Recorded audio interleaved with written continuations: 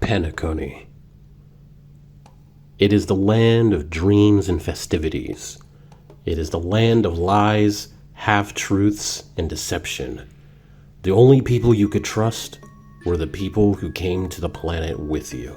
And yet, it is also the land of joy, self-discovery, reflection, and introspection. Penacony can allow one to reap great rewards, provided they resist the allure of the sweet dream. Hi, I'm Sarah, and this is my review of the Penacony story. Penacony was a long time coming for the Astral Express, as before the Trailblazer joined, they had already received an invitation to the planet of festivities. We were intending to go there after the events of Eurillo 6, but due to Kafka's request, we took a detour to the Xianzhou. When we eventually arrived in the Yazdana system where Penacony awaited, we were already caught in the web of lies and deceit. The story masterfully misleads and misdirects the player from the get-go, as we are introduced to Acheron in what can be described as a premonition of things to come. Even now, it's hard to tell if what we saw actually happened. The only evidence is the familiar feeling the Trailblazer has when interacting with Acheron. We are only met with even more deception when we arrive in Penacony proper. Those who lie because they can't have anyone discovering their intentions, those who deceive us in order to join forces, those who lie by omission, bold-faced liars, and even those whose existences are lies in on themselves. The story does great with making you want to believe certain characters and story beats, only for your expectations to subvert. I can think of no better representation of trust, subversion, and lies than the main enemy of Patch 2.0, something unto death. The Trailblazer and others firmly believe that the death meme was real and going around and killing people in the dreamscape. We first come across the death meme after Sparkle sends us deeper into the dreamscape. We come across it alongside Firefly, and it's only with the help of Black Swan that we manage to escape alive. This, followed with the on-screen death of Firefly and the implied death of Robin, establishes the death meme as a massive threat that needs to be dealt with. Dr. Ratio's message, Gallagher's apparent killing of Sunday, and finally, Firefly's return. Threw everything that was established about the death meme out of the window, before the truth of its identity being dormancy is fully revealed. Dormancy's story is a perfect representation of Penacony and the story's themes. The lies go deeper and deeper until we realize that Penacony itself is a lie. The true Penacony is the dreamscape we enter in patch 2.2, the Dreamflux Reef, while the false Penacony is the sweet dream created by the Order and managed by the Stellaron that is the Grand Theater. We realize that the Order's influence infected the entire Yazdana system, and we were never in reality until the defeat of Sunday. While, admittedly, the dream within a dream twist isn't exactly original, the way it was executed was masterful. We defeated the Order and saved the day with the help of Jing Yuan. Penacony and the IPC settle their disputes peacefully, and the Astral Express heads to its next destination, albeit a little livelier. It isn't until Black Swan reveals the truth of the matter that we realize the story isn't over yet. Nothing has been resolved. It was Penacony's final lie. The Order's dream was the last line of defense to protect the lie that is the sweet dream. But thanks to the inconsistencies of what was real and what was fake, we broke free and vanquished the Order. Overall, the Penacony story carried its theme of lies, truth, and discovery all the way to the end. And the payoff was well done. However, the story wouldn't be half as good if it weren't for the characters that supported it.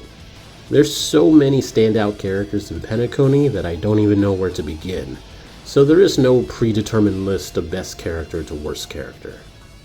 For now, let's start with Acheron. Mysterious, aloof, melancholy, and somewhat silly, We first meet Acheron in person when we are being accosted by Aventurine, having gotten lost on the way to her own room. We immediately feel a sense of nostalgia and familiarity after meeting her, but we can't remember the details. Throughout the Penacony story, we have several run-ins with Acheron, revealing her true nature as an emanator of the Nihility, who came to Penacony to fulfill the dying wish of a Galaxy Ranger and former Trailblazer. It isn't until the later half of the Penacony story that she ties into the narrative of the Order and the Watchmaker's legacy. But her integration into the story was done very well up to and after that point. We don't know if we'll ever see Acheron again, but something tells me that we will, especially if she's seeking out Device IX. Black Swan is a character who we believed we could trust in the beginning. However, like other characters, she preyed on our naivete and led us into a situation where we were given a choice: work with Aventurine or turn him down. We may have seen Black Swan's actions as betrayal, but to her, it was merely a task to do in order to fulfill her duties as a memo keeper and to get information on Acheron, who was at the time her current obsession due to how she managed to kill Duke Inferno. Black Swan does pull through for the Trailblazer by providing us a light cone that recorded our experiences. It's thanks to her prudence that we even managed to get the means to beat Sunday in the first place. Currently, she will be traveling with us on our journey to the next world, so we aren't finished with her yet. Aventurine played an important role in helping us understand the true nature of Penacony and the turmoil affecting the family. Before his breakout role in 2.1, he was one of the most suspicious and most untrustworthy characters we encountered. Not just from being a member of the IPC, but from his advances in trying to get us to join his side of the race to the Watchmaker's legacy. He managed to get us to the negotiation table at the end of 2.0 with the help of Black Swan, and with the apparent death of Robin, even though we agreed to join forces in 2.1, it didn't amount to much at face value. In hindsight, however, it allowed us not only to ally ourselves with Acheron, but through Aventurine's death, we learned that the concept of death is in actuality dormancy, and that there is a true Penacony divorce from the sweet dream we've been exposed to.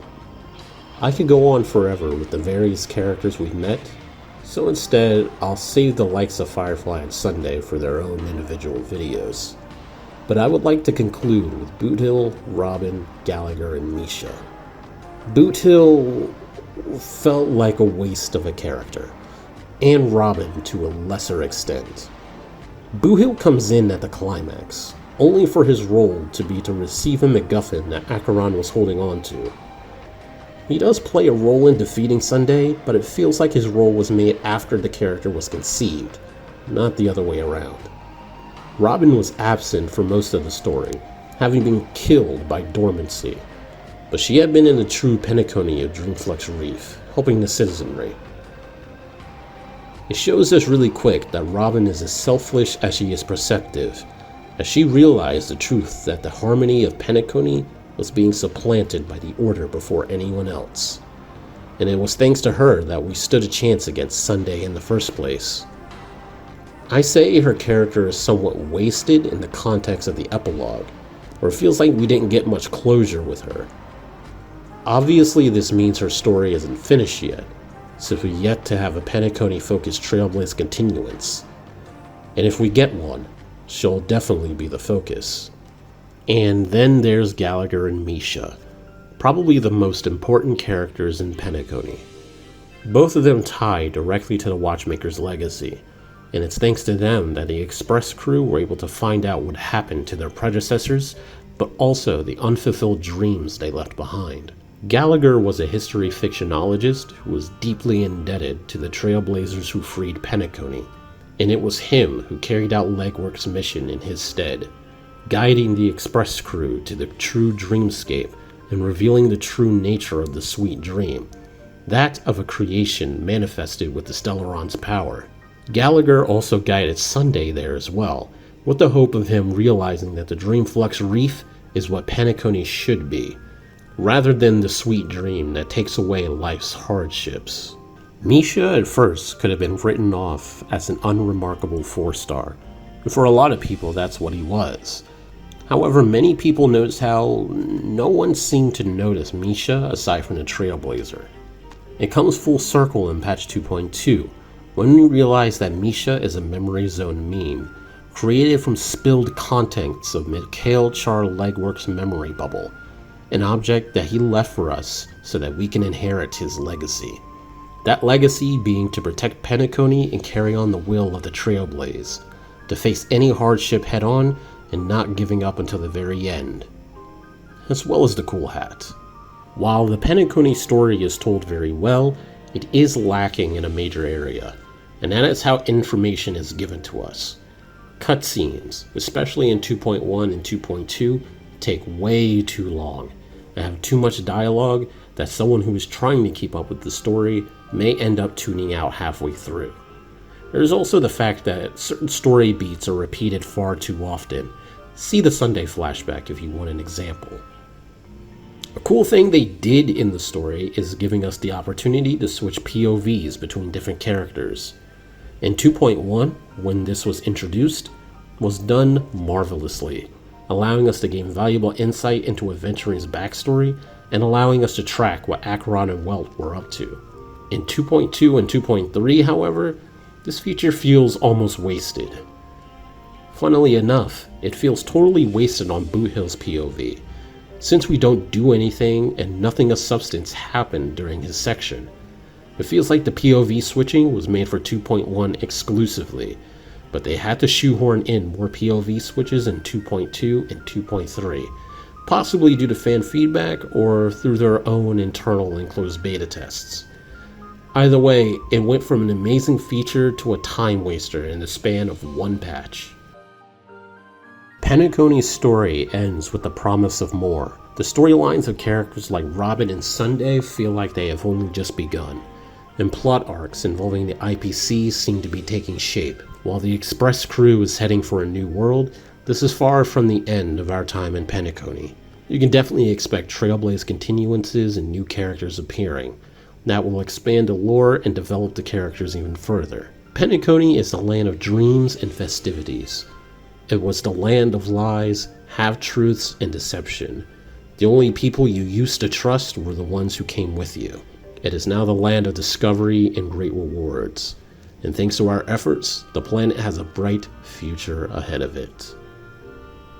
Thanks for watching, and I'll see you guys next time.